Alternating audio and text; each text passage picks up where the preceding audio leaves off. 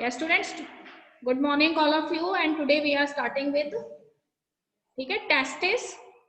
Okay, student. Pencil अपने हाथ में रखिए. तो what are testes? तो कहते हैं कि in case of human male के अंदर how many testes are present? One pair of testes are present. Okay, बेटे. And where these testes are present? तो these testes they are actually present in the scrotal sac. ठीक है, scrotal sac आपको बताया था कि टेस्टिस जो है उसके ऊपर एक आउटर मोस्ट कवरिंग होती है. ठीक है, there is one outer most covering जिसके अंदर टेस्टिस जो है वो प्रेजेंट होती है. वो भी आपको बताया था 10th क्लास में कि why it is present inside the scrotal sac.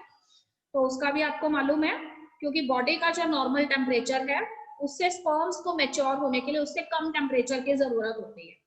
ठीक बेटे, तो इसीलिए वो कहते हैं कि बॉडी का जो टेम्परेचर है उससे 2 to 3 डिग्री सेल्सियस कम टेम्परेचर जो है वो स्क्रॉटल सैक के अंदर रहता है. And that is required for the process of spermatogenesis. So that's why your testis it is present inside the scrotal sac outside the abdomen. Okay students, so they are concerned with the male reproductive system. ये तो हमें मालूम ही है. ठीक है, testis जो है they are performing dual functions. तो टेस्टिस जो है वो डुअल फंक्शंस जो है यहाँ पे प्ले करते हैं. फर्स्ट फंक्शन जो है they are the primary sex organ. ये भी सभी को पता है कि मेल के अंदर वो प्राइमरी सेक्स ऑर्गन है. And beside this they also act as the endocrine gland. इसके अलावा जो है वो एंडोक्राइन ग्लैंड की तरह जो है वो एक्ट करती है. ओके बेटे, अब if you see the structure of the testis, तो टेस्टिस का जो स्ट्रक्चर है उसकी अगर हम बात करें तो कहते हैं कि टेस्टिस जो है दे आर समवट, ठीक है, ओवल शेप के हैं, स्फेरिकल शेप के हैं, रफली स्फेरिकल कह सकते हो या ओवल शेप के हैं. और उसके अंदर बहुत सारे कंपार्टमेंट प्रेजेंट है. So many compartments are present inside the testis which are known as testicular lobules. They are known as testicular lobules. If it is not written in the book, then you can write by yourself. So inside the testis, what is present? So many compartments are present, and they are known as the testicular lobules. ठीक है, TESTICULAR, testicular lobules, LOBULES. Okay students, तो testis Oval shape के हैं, उसके अंदर testicular lobules present हैं. और testicular lobules के अंदर क्या प्रेजेंट है? So many highly coiled structures which are known as seminiferous tubules. ठीक, तो टेस्टिस के अंदर टेस्टिकुलर लोब्यूल्स और टेस्टिकुलर लोब्यूल्स के अंदर seminiferous tubules. It is written in the book. देखो बुक में लिखा हुआ है सेमिनिफेरस ट्यूब्यूल्स. ओके बेटे, अब वो कहते हैं कि सेमिनिफेरस ट्यूब्यूल्स के आसपास क्या प्रेजेंट है? Stroma is present. तो हमेशा याद रखिए stroma is a fluid like substance that surrounds the seminiferous tubules. ठीक बेटे, और इसके अलावा कहते हैं कि जहां पे स्ट्रोमा प्रेजेंट है ना उसको इंटरस्टिशियल टिश्यू भी कहा जाता है. तो आप याद रखिए कि टेस्टिकुलर जो लोब्यूल्स हैं वो तो बहुत सारे जो है सेल्स हैं टेस्टिस के अंदर, और हर एक टेस्टिकुलर लोब्यूल के अंदर क्या प्रेजेंट है? सेमिनिफेरस ट्यूब्यूल्स प्रेजेंट है जो हाईली कॉइल्ड स्ट्रक्चर है. और उनके बीच में क्या है? जगह जगह में गैप है, और उस गैप में क्या प्रेजेंट है? इंटरस्टिशियल टिश्यू या फिर स्ट्रोमा कह सकते हो आप. ओके स्टूडेंट्स, फिर देखो अब तक कहते हैं कि जो इंटरस्टिशियल टिश्यू वाला पार्ट है which is the gap that is present in the seminiferous tubule, it actually contains special type of cells and these cells are known as the interstitial cells or the Leydig cells. ठीक बेटे, तो Leydig cells और interstitial cells वो cell है जो कि interstitial tissue में present है यानी स्ट्रोमा में प्रेजेंट है. ठीक बेटे, और यही सेल्स जो है which are known as interstitial cells, they produce group of hormones and these group of hormones they are collectively known as androgens. They are collectively known as androgens. ठीक, तो एंड्रोजेंस जो है वो मेल के sex hormones होते हैं और उसमें से जो सबसे चीफ एंड्रोजन है that is known as the testosterone. उसको हम टेस्टोस्टेरोन कहते हैं जो कि मेल का प्राइमरी सेक्स हार्मोन है. ओके बेटे, उसके नीचे में देखिए एंड्रोजेंस के फंक्शन आपको बताए गए हैं. What are the functions of the androgens? So these androgens they actually regulate the development, maturation and functions of the male accessory sex organs. ठीक है, तो देखो 10th में भी आपको जब मेल रिप्रोडक्टिव सिस्टम बताया था, ठीक बेटे, उसमें मेल के एक्सेसरी आपको ऑर्गन्स बताए थे. मेल एक्सेसरी ऑर्गन्स जो है वो होते हैं जो कि स्पर्म्स को कैरी करके लेके जाते हैं. ठीक, तो अगर आपको याद आ रहा है 10th में आपको बताया गया था कि मेल एक्सेसरी ऑर्गन्स जो है उसके अंदर वासा फ्रेंशिया, वासा डिफरेंशिया एंड एब्डिडाइमस आते हैं। ठीक, अगर आपको याद आ रहा हो तो ये कहता है कि मेल के जो एसेसरी सेक्स ऑर्गन्स हैं उनका डेवलपमेंट करते हैं एंड्रोजेंस, जिसमें एब्डिडाइमस आती है, वास डिफरेंस आ जाती है जिसको वासा डिफरेंशिया भी कहती है, एंड सेमिनल वेसिकल्स आ जाती हैं जो कि मेल के ग्लैंड्स हैं। ठीक है, और प्रोस्टेट ग्लैंड आ जाता है, और इसके अलावा the opening of the urinary bladder which is known as urethra. Okay students, उसके बाद देखिए दीज हार्मोन्स दे स्टिमुलेट, ठीक है, मेन फंक्शन क्या है, तो मस्कुलर ग्रोथ करते हैं मेल्स के अंदर। तो after the stage of puberty, puberty के स्टेज के बाद आप क्या देखते हो कि मेल्स जो होते हैं, ठीक है, या फिर बॉयज जो है जब पुबर्टी की स्टेज है उसको पास कर जाते हैं, तो उसके बाद वो कहते हैं कि उनके अंदर मस्कुलर ग्रोथ जो है वो होने लगती है। ठीक बेटे, तो मस्कुलर ग्रोथ जो है वो एक किसका करेक्टर है, मेल का करेक्टर है, और इसलिए वो कहते हैं कि ये मस्कुलर ग्रोथ जो है उसको कौन स्टिमुलेट करते हैं, ये एंड्रोजन स्टिमुलेट करते हैं। फिर देखो मेल के अदर कैरेक्टर्स क्या हो सकती हैं, growth of the facial and the axillary hairs. ठीक है, फेस के ऊपर हेयर्स का फॉर्मेशन होगा जिसमें आप कह सकते हो बियर्ड आ जाती है एंड मुस्टैच फॉर्मेशन होता है। एक्सिलरी हेयर्स मींस, ठीक है, अंडर आर्म्स में हेयर्स का फॉर्मेशन होने लग जाएगा, चेस्ट पे हेयर्स का फॉर्मेशन होगा। तो this is male characters. Then aggressiveness, ठीक है, तो if you compare a man with a women, तो आप हमेशा देखोगे कि विमेन जो है उसका थोड़ा सॉफ्ट नेचर है, इमोशनल बिहेवियर शो करती है, एंड जो मैन होता है उसका थोड़ा एग्रेसिव नेचर होता है। तो that is because of the presence of testosterone hormone which is an androgen. And low pitch voice, ठीक बेटे, लो पिच वॉइस का मतलब है कि एक बुलंद आवाज। तो हमेशा जो भी आप देखोगे एडोलेसेंट एज में आपके साथ जो है, ठीक है, जो बॉयज पढ़ते हैं उनकी आवाज कैसी होती है आपके कंपैरिजन में, एक सॉलिड आवाज है, एक बुलंद आवाज है, तो वो जो है इसका फीचर है। उसके बाद देखो androgens they are also playing some of the important role in the process of spermatogenesis. What is spermatogenesis? Genesis means birth, and spermatogenesis means birth of sperms. तो स्पर्म्स जो है उनका डेवलपमेंट हमेशा याद रखिए टेस्टिस के अंदर होता है। तो स्पर्मेटोजेनेसिस, जिसको हम स्पर्म को कई बार स्पर्मेटोजोआ के नेम से भी जानते हैं, 12th क्लास में हम यही नेम यूज करेंगे। फिर देखिए androgens they act on the central neural system, ठीक है, सेंट्रल न्यूरल सिस्टम जो है उसके ऊपर भी एक्ट करते हैं और मेल के सेक्सुअल बिहेवियर के लिए रिस्पॉन्सिबल होते हैं।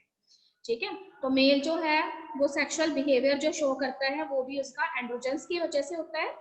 And beside these hormones they produce anabolic यानी synthetic effects on the effect on protein and carbohydrate metabolism। ठीक है बेटे, एनाबॉलिक वर्ड से हमेशा आपने याद रखना है, एनाबॉलिक वर्ड का मतलब होता है joining of the smaller molecules to form the larger molecules। तो कहते हैं कि एंड्रोजेंस जो है वो मेल के अंदर ड्यूरिंग द सेक्सुअल बिहेवियर उनके अंदर क्या करता है, उनको ज्यादा एनर्जी की रिक्वायरमेंट है उस दौरान, तो उनमें प्रोटीन्स और कार्बोहाइड्रेट्स जो है उनका फॉर्मेशन करवाता है।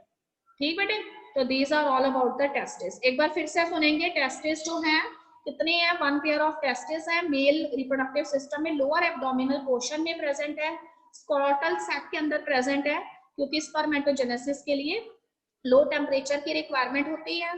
ठीक है, फिर आपको पता था कि टेस्टिस का स्ट्रक्चर कैसा है, ओवल है, समवट स्फेरिकल है, और उसके अंदर क्या प्रेजेंट है, so many compartments which are known as testicular lobules. And what is present inside the testicular lobules? The highly coiled structures are present which are known as seminiferous tubules. And inside the seminiferous tubules the formation of the sperms they takes place. Okay student, तो कहते हैं कि there is a gap that is present between the seminiferous tubule and here what is present, stroma or interstitial tissue is present, and the cells of the interstitial tissue, it is known as interstitial cells, or another name for the interstitial cells is the Leydig cells. Okay students, उसके बाद आपको उसका मैंने functions बताए हैं कि ये Leydig cells जो हैं they produce group of hormones known as androgens, और chief among these is the testosterone. Okay, and what is the function of androgens? They perform variety of functions such as in the development of male accessory sex organs such as epididymis, vasa differentia, and also male की जो glands हैं जिसमें seminal vesicles आ जाती हैं, prostate glands आ जाती हैं, urethra. Okay students, इसके अलावा मेल के सेक्स रिलेटेड कैरेक्टर्स जो हैं जैसे muscular growth in male, growth of facial and axillary hairs, aggressiveness, alright, low pitch voice in male, ये सारा कुछ। और इसके अलावा स्पर्मेटोजेनेसिस के प्रोसेस को स्टिमुलेट करेंगे यानी फॉर्मेशन ऑफ द स्पर्मेटोजोआ, और इसके अलावा मेल जो है उसको सेक्सुअल इंटरकोर्स के दौरान जो एक्स्ट्रा एनर्जी की रिक्वायरमेंट है उसको सेटिस्फाई करने के लिए उसमें प्रोटीन्स और कार्बोहाइड्रेट्स का फॉर्मेशन जो है उसको प्रमोट करेंगे। Okay students, now I am on the next gland that is the female, ठीक है, रिप्रोडक्टिव ऑर्गन जिसको आप ओवरी के नेम से जानते हैं। तो as you know that in case of male one pair of testes is present, so in case of female one pair of ovaries they are present in the lower abdominal portion in female reproductive system. Okay students, so this ovary is actually the female primary sex organ. ये female का primary sex organ है और सभी बच्चों को मालूम है कि ड्यूरिंग वन मेंस्ट्रुअल साइकिल ये क्या प्रोड्यूस करती है, ओवरी जो है वो वन ओवम प्रोड्यूस करती है। ठीक है, तो so many questions are there in the mind of student कि ओवरीज अगर दो हैं तो फिर वन ओवम कैसे प्रोड्यूस करती है मेंस्ट्रुअल साइकिल में। तो हमेशा याद रखिए एक टाइम पे एक ओवरी एक ओवम प्रोड्यूस करेगी और नेक्स्ट मंथ में अगली ओवरी जो है वो नेक्स्ट ओवम जो है वो प्रोड्यूस करती है। ठीक बेटे, पर एक टाइम पे जो है दोनों में से एक ओवरी जो है वो ओवम रिलीज करती है, इतना याद रखिए। उसके बाद देखिए फिर आपको बताया गया है कि ovary also produce steroid hormones. ठीक है, these steroid hormones in case of female are of two types, these में बी एस्ट्रोजेंस और दिस में भी प्रोजेस्टेरोन। ठीक बेटे, तो कईयों में एस्ट्रोजन के स्पेलिंग में ESTROGEN के आगे O लगाया होता है, तो कोई बात नहीं, O साइलेंट है, एस्ट्रोजन पढ़ेंगे उसको। And progesterone that hormone that is responsible for the stages of pregnancy and child birth. Okay student, अब see the structure of the ovary. तो ओवरी के स्ट्रक्चर में ovary is composed of ovarian follicles.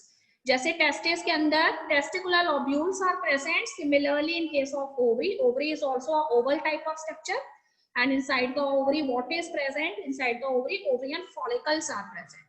ठीक, ovarian follicles को आप immature eggs भी consider कर सकते हैं। और ओवरियन फॉलिकल्स जो हैं, ठीक है, जिस चीज के अंदर इम्बेडेड है that is known as the stromal tissue. वो आपको पता है टेस्टिस में भी स्ट्रोमल टिश्यू प्रेजेंट था, तो ओवरीज में भी स्ट्रोमल टिश्यू प्रेजेंट है and all of these ovarian follicles they are floating in this stromal tissue. Okay students, now what is estrogen? So estrogen it is actually synthesized by these growing ovarian follicles. तो oestrogen जो female का sex hormone है वो actually कौन produce करती है, ये growing ovarian follicles जो है उनको प्रोड्यूस करती हैं।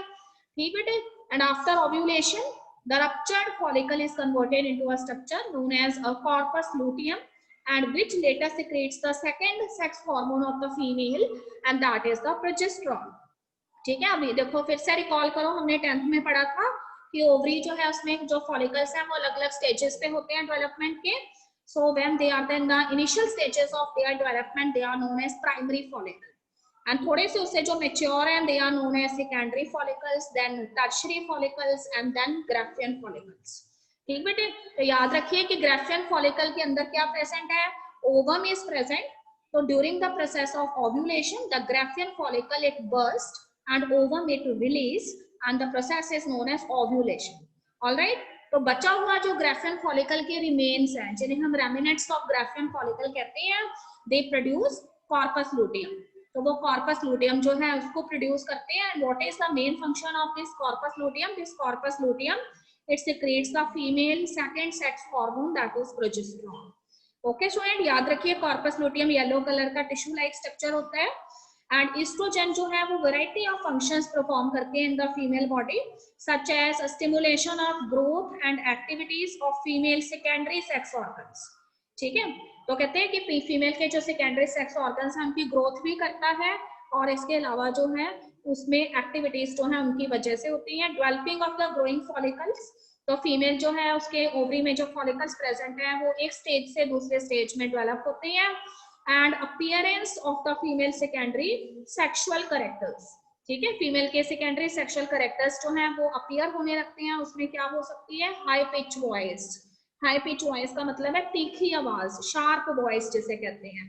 ठीक बेटे, सुरीली आवाज। उसके बाद मेमोरी ग्लैंड्स का डेवलपमेंट होने लग जाता है, यानी ब्रेस्ट फॉर्मेशन फीमेल्स में देखा जाता है and estrogen also regulate the female sexual behaviour. ठीक है, फीमेल का सेक्स रिलेटेड जो बिहेवियर है उसको भी प्रमोट करते हैं oestrogens. And what is the special thing about the progesterone? So this progesterone they actually support the stages of pregnancy and childbirth. ठीक बेटे, प्रोजेस्टेरोन हार्मोन का रोल सिर्फ केवल तभी नजर आएगा जब फीमेल जो है उसमें फर्टिलाइज्ड ओवम प्रेजेंट है या प्रेगनेंसी की स्टेज है, अदरवाइज प्रोजेस्टेरोन हार्मोन जो है वो सीज हो जाता है, उसका फॉर्मेशन जो है वो बंद हो जाता है।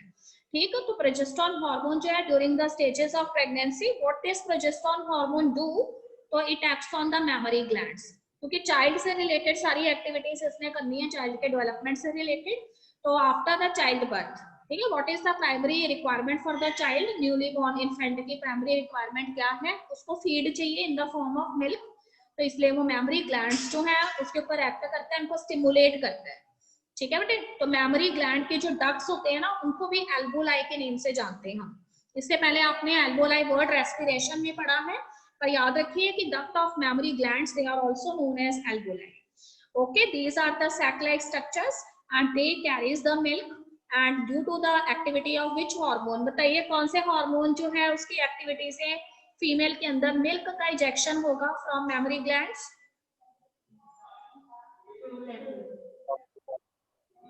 यस, जैसे जोर से बोलना बेटे। ऑक्सीटोसिन। यस बेटे, oxytocin is the correct answer, क्योंकि प्रोलैक्टिन जो है वो सिक्रीशन करेगा, पर इजेक्शन जो है ना मेमोरी ग्लैंड्स में से जो मिल्क आएगा वो किसकी वजह से आएगा, ऑक्सीटोसिन की वजह से। ठीक बेटे, फॉर्मेशन मिल्क का प्रोलैक्टिन ने करना है, पर इजेक्शन जो है मिल्क का वो किसने करना है, ऑक्सीटोसिन ने करना है, बस इतना सा डिफरेंस है दोनों में। ओके बेटे, तो मिल्क सिक्रीशन जो है उसके अंदर इसका इंपॉर्टेंट रोल है। अब देखो यहाँ तक हमारे सारे ग्लैंड्स विद हार्मोन्स जो है वो कंप्लीट है। Now not only the hormones, they are produced by the memory glands. ठीक है बेटे, अब ये हार्मोन्स जो हैं जो मेमोरी ग्लैंड से रिलेटेड है, मैंने आपको बता दिया था, oxytocin hormone and prolactin hormone is responsible. हमारा टाइम 9 बजे का है, ठीक है, 9 बजे का। कल से किसने? ओके, नो प्रॉब्लम बेटे, अब से ये रूम हमारा फिक्स है। ओके, अपने आप ही इधर उधर देख लेते होते हैं कि हमारे साथी कहाँ बैठे हैं, नो प्रॉब्लम। अब ये भी चलो कोई बात नहीं, no problem. Recording is there, you go through the recording. Now we are on hormones of heart, kidney and gastrointestinal track. ठीक बेटे, ओपन दिस पेज, तो पेज नंबर 338 पे आ जाइए फटाफट, और वहां पे थोड़ा सा ऊपर देखिए, हेडिंग है लास्ट में निशान, hormones of heart, kidney and gastrointestinal track. ठीक बेटे, तो कहते हैं कि beside the endocrine glands and the hormones जो वो सीक्रेट करते हैं, ऐसा नहीं है कि सिर्फ एंडोक्राइन ग्लैंड्स जो हैं they are only producing the hormones, ठीक, but there are some of the other body organs and they are also producing the hormones at specific occasions। तो उसमें देखिए, तो कहते हैं कि जो इसके अलावा जो है एंडोक्राइन ग्लैंड्स के अलावा जो है बॉडी के अदर ऑर्गन्स हार्मोन रिलीज करते हैं, वो हम यहाँ स्टडी कर रहे हैं। तो उसमें देखिए फर्स्ट जो है that is the atrial natriuretic factor, ये किडनी वाले चैप्टर में भी वी हैव स्टडीड, ANF इसको हम कहते हैं ना। तो atrial wall of our heart, ठीक है, हमारे हार्ट की जो एट्रिया की वॉल्स हैं, ऑरिकल्स की जो वॉल्स हैं, वो इस पेप्टाइड हार्मोन को रिलीज करती हैं, and this peptide hormone is known as atrial natriuretic factor. ठीक बेटे, इसका फंक्शन भी सभी बच्चों को मालूम है, हमने आपको बताया था कि ये जो है रेनिन एंजियोटेंसिन मैकेनिज्म जो है उसके अगेंस्ट काम करता है किडनी में। ठीक बेटे, इसमें मैंने आपको ये बताया था कि जैसे वैसोप्रेसिन है या फिर रेनिन है, उनका फंक्शन क्या है, उनका फंक्शन है ब्लड वेसल्स जो है उनको कॉन्ट्रैक्ट करना, ताकि more and more blood it is directed towards the kidney and glomerular filtration rate उससे मेंटेन रहे।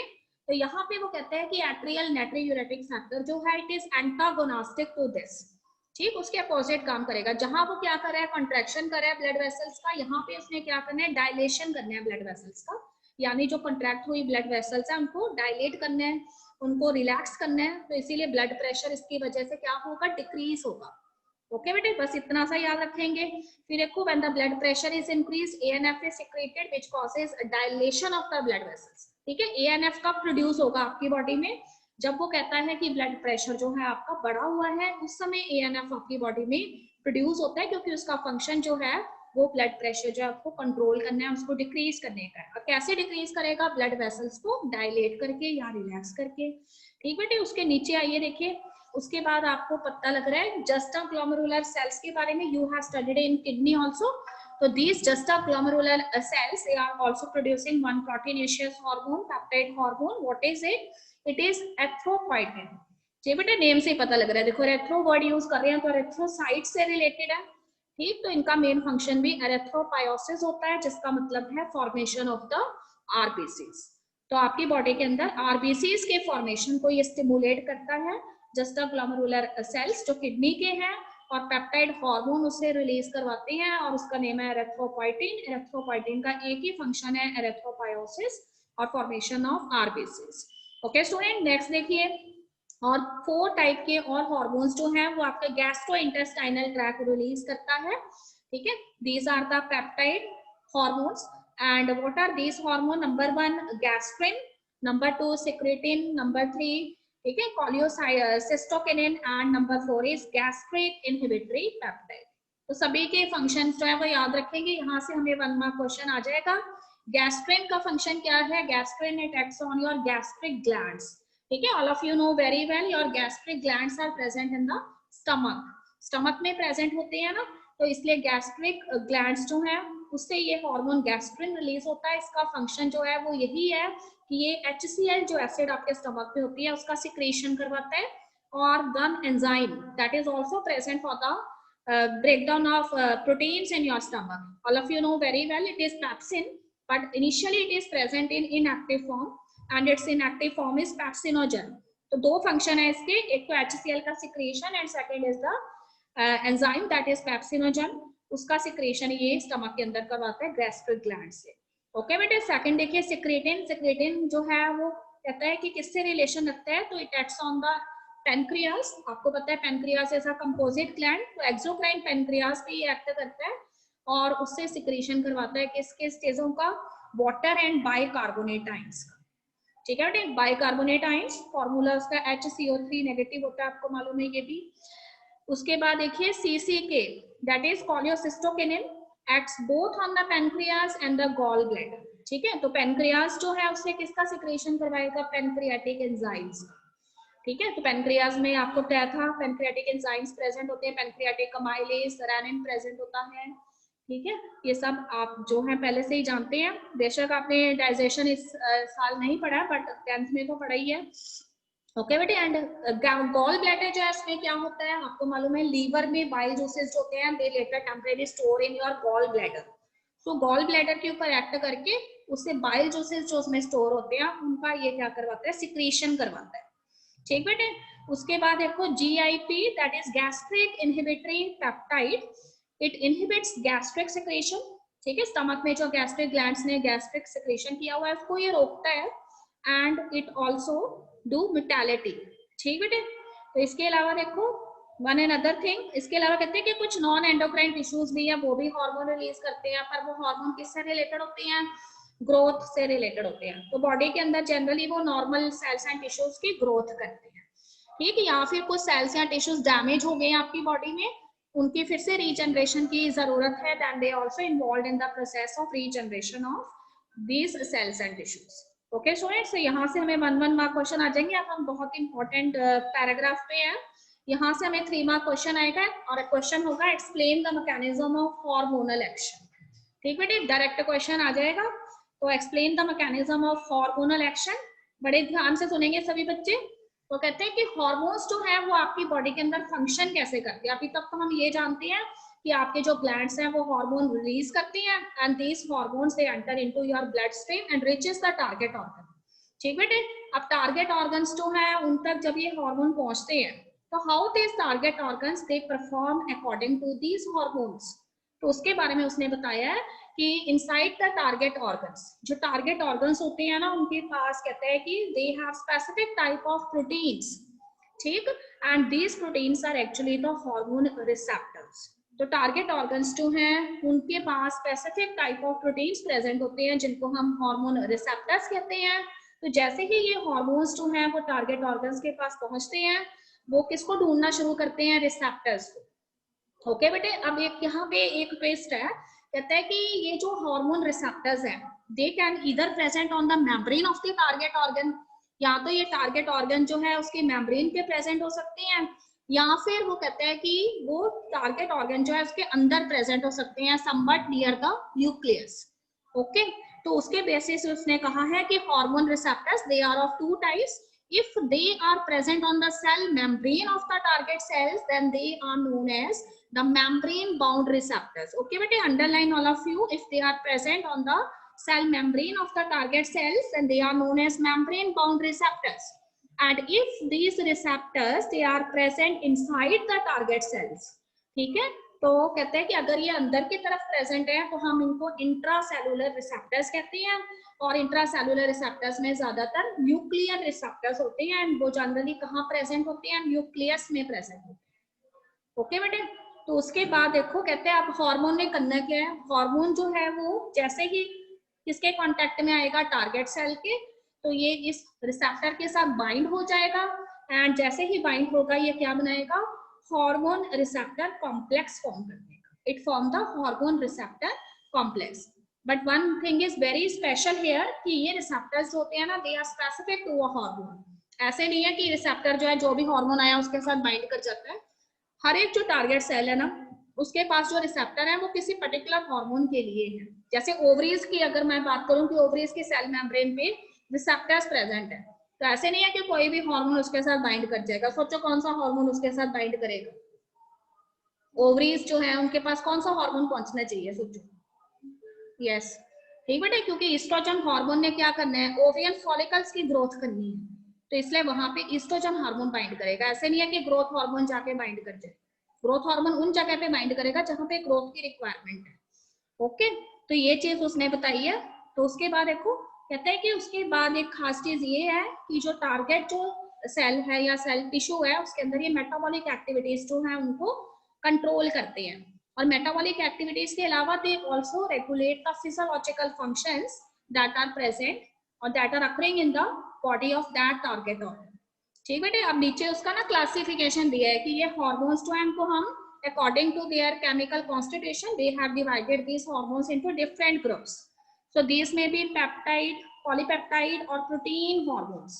अगर वो प्रोटीन जैसा नेचर रखते हैं तो फिर वो प्रोटीनेशियस हार्मोन है। इसके लिए हम ये सारे वर्ड यूज करेंगे, पेप्टाइड, पॉलीपेप्टाइड। ठीक बेटे, एग्जांपल में कौन कौन से आ जाएंगे, इंसुलिन आ जाता है, ग्लूकागन, पिट्यूटरी हार्मोन्स जितने भी हैं, ठीक है, हाइपोथैलेमिक हार्मोन्स, ये सारे प्रोटीन हार्मोन्स होते हैं। And then we have steroid hormones. Steroid hormones वो होते हैं जो फैट्स में रिच होते हैं, तो उसमें कॉर्टिसोल्स, ठीक है, कॉर्टिसोल वर्ड आपने कहाँ सुना है, कहाँ सुना है, कॉर्टिकॉइड वर्ड आपने कहाँ सुना है, एड्रिनल ग्लैंड में सुना है। ठीक, टेस्टोस्टेरोन, जो भी सेक्स रिलेटेड हार्मोन होंगे हमेशा स्टीरॉयड होंगे। ठीक बेटे, एस्ट्रोडायल, एस्ट्रोडायल वर्ड कई बार हम एस्ट्रोजन के लिए भी यूज कर लेते हैं, तो कोई नई चीज नहीं है। प्रोजेस्टेरॉन, ठीक, तो फीमेल के जो हार्मोन्स हैं और मेल के जो हार्मोन है सेक्स रिलेटेड हार्मोन वो हमेशा स्टीरॉयड होंगे। आइडोथायरोनाइन, कौन से हार्मोन होंगे जिनमें आयोडीन प्रेजेंट है, उसमें थायराइड हार्मोन्स हमेशा आ जाएंगे, चाहे वो T3 है चाहे वो T4 है। ठीक बेटे, अमाइनो एसिड के जो डेरिवेटिव्स हैं तो उसमें हमारे पास एपिनेफ्रीन आ जाएगा। और इसके अलावा जो है, ठीक है, एपिनेफ्रीन के कहाँ पे सुना था, सोचो, एड्रिनल ग्लैंड में ही सुना है ना। एड्रिनल कॉर्टेक्स और एड्रिनल मेडुला के अलग अलग हार्मोन है। एड्रिनल मेडुला के हार्मोन में एपिनेफ्रीन और एड्रेनलिन, एड्रीनलिन ये सारे आ जाते हैं। ओके बेटे, अब इस पैराग्राफ पे आ जाइए, देखिए उसमें आपने बताया है कि hormones which interact with membrane body receptors normally do not enter into the target cell. ठीक है, इस चीज पे फोकस करेंगे सारे बच्चे कि ऐसे हार्मोन्स जिनके रिसेप्टर कहाँ पे प्रेजेंट है, मेम्ब्रेन पे प्रेजेंट है, वो कभी भी टारगेट सेल के अंदर एंटर नहीं करते, क्योंकि उनकी मेम्ब्रेन पे ही उनके रिसेप्टर उन्हें मिल जाते हैं, वहां वो बाइंड कर देते हैं। पर वो कहते हैं कि वो फंक्शन कैसे करवाते हैं टारगेट सेल से, तो जैसे ही वो रिसेप्टर के साथ बाइंड करते हैं मेम्ब्रेन पे, तुरंत वो एक अनदर मॉलिक्यूल प्रोड्यूस करते हैं। ठीक है, उनकी बाइंडिंग के बाद एक अनदर मॉलिक्यूल टारगेट सेल में प्रोड्यूस होता है और उसको हम सेकंड मैसेंजर कहते हैं। It is known as second messenger. और सेकंड मैसेंजर जो है वो कौन कौन हो सकते हैं, दिस में भी साइक्लिक AMP, ठीक है, IP3। ओके बेटे, इसके अलावा कैल्शियम आयंस, मतलब इन्होंने अपना काम खुद नहीं करना, इन्होंने अपना एक असिस्टेंट रखा हुआ है, जैसे ही वो बाइंड करेंगे उनका असिस्टेंट जो है उनके साथ सामने आ जाएगा एंड वो सेकंड मैसेंजर होगा। और ये इन मॉलिक्यूल्स के फॉर्म में होगा, और ये कहता है कि सेल के अंदर मेटाबॉलिक एक्टिविटीज जो है उनको रेगुलेट करें। ओके बेटे, पर कहते हैं कि ऐसे हार्मोन जिनके रिसेप्टर इंट्रासेलुलर है, मतलब सेल के अंदर प्रेजेंट है, तो वो वाले हार्मोन्स जो हैं वो सेल के अंदर जाएंगे ही जाएंगे। और उसके बाद वो कहता है, क्योंकि मैंने आपको अभी बताया कि most of them are the nuclear receptors होते हैं उनके, तो इसीलिए अगर वो न्यूक्लियस के पास गए हैं, वहां जाके वो बाइंड किए हैं, तो इसका मतलब न्यूक्लियस जो है उसकी फंक्शंस को वो रेगुलेट करेंगे। और आपको अगर ध्यान से आपको याद है 10th क्लास में, तो न्यूक्लियस के अंदर क्या प्रेजेंट है, क्रोमोसोम। क्रोमोसोम्स जो है उनके अंदर क्या प्रेजेंट है, डीएनए। और डीएनए में क्या प्रेजेंट है, जीन्स।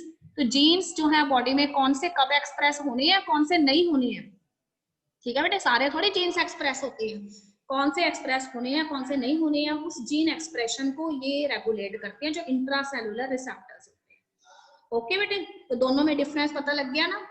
तो मेम्ब्रेन बाउंड वाले जो हैं वो हमेशा सेकंड मैसेंजर प्रोड्यूस करेंगे, जबकि इंट्रासेलुलर वाले जो है वो सेल के अंदर चले जाएंगे, न्यूक्लियस तक पहुंचेंगे, न्यूक्लियस में जाके उन्होंने क्या करना है, जीन एक्सप्रेशन जो है या क्रोमोसोम से रिलेटेड फंक्शंस जो है उनको रेगुलेट करना है।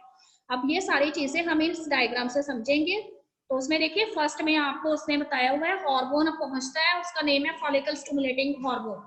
ओके बेटे, रिसेप्टर कहाँ मिल जाते हैं उसको, ओवरी की सेल मेम्ब्रेन पे ही मिल जाते हैं उसके रिसेप्टर। तो देखो हार्मोन रिसेप्टर के साथ बाइंड कर रहा है, और बाइंड करने के बाद क्या बनाएगा, सबको मालूम है, हार्मोन रिसेप्टर कॉम्प्लेक्स बनाएगा। रिस्पॉन्स 1 क्या होगा, रिस्पॉन्स 1 उसका ये होगा कि जैसे ही वो बाइंड करेगा, किसका जनरेशन करेगा, वो सेकंड मैसेंजर। ठीक बेटे, तो सेकंड मैसेंजर जो है या तो साइक्लिक एएमपी हो सकता है, या फिर कैल्शियम आयंस हो सकते हैं, या फिर IP3 हो सकता है। और उसके बाद वो कहते हैं कि दूसरा रिस्पॉन्स क्या शो करेगा, बायोकेमिकल रिस्पॉन्सेस।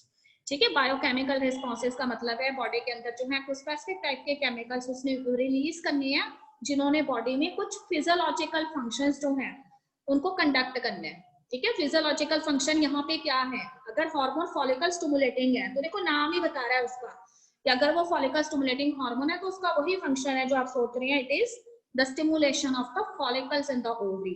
ओवरी के अंदर फॉलिकल्स की ग्रोथ करनी है उसने, प्राइमरी फॉलिकल को सेकेंडरी में, सेकेंडरी को टर्शरी में, और टर्शरी को किसमें, ग्राफियन फॉलिकल में कन्वर्ट करवाना है।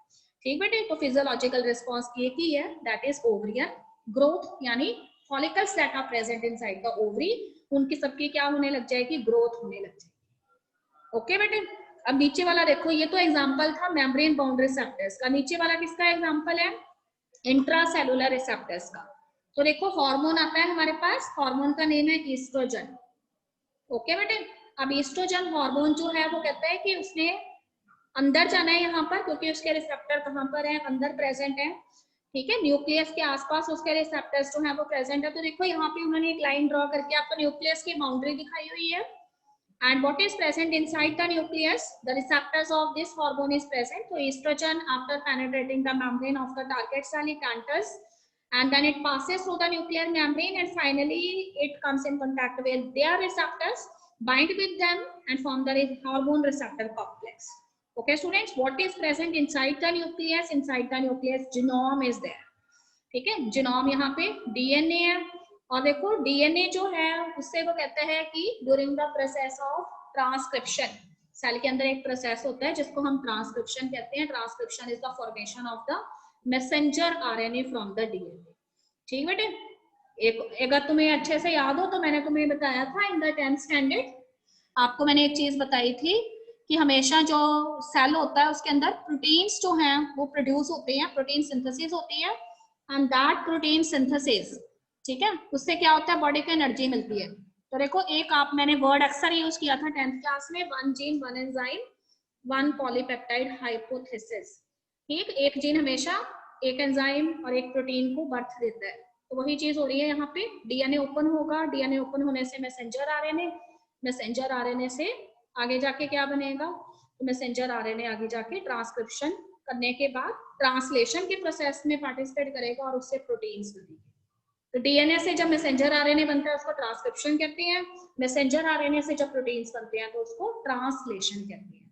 तो यहाँ पे वही हो रहा है, देखो डीएनए ओपन होगा, डीएनए से मैसेंजर आरएनए बनेगा, मैसेंजर आरएनए से प्रोटीन बनेंगे। प्रोटीन क्या करेंगे, बॉडी में हमेशा ग्रोथ ही करते हैं, तो इसलिए प्रोटीन यहाँ पे टिश्यूज ग्रोथ एंड डिफरेंशिएशन करेंगे। तो ये एग्जांपल है इंट्रासेलुलर का। ठीक बेटे,